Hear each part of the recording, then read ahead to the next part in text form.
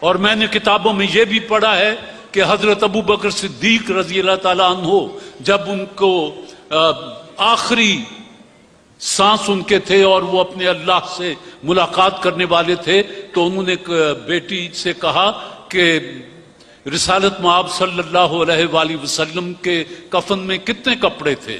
بیٹی نے کہا کہ بابا 3 کپڑے تھے. تو انہوں نے کہا کہ اچھا 2 تو یہ ہیں جو میرا اوڑھنی اور میری دھوتی ہے ان کو دھو لینا اور 1 کپڑا بنا لینا. بیٹی نے کہا کہ بابا ہم اتنے غریب تو نہیں ہیں کہ آپ کو نیا کفن بھی نہ دے سکیں.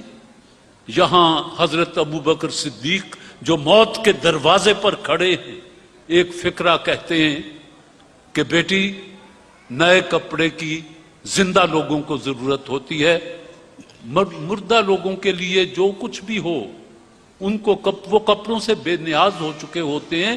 ان کے لیے بہترین لباس ان کا اخلاق اور ان کے اعمال ہیں. اگر وہ اچھے ہیں تو وہ خدا کے گھر میں کامیاب و کامران ٹھہرے.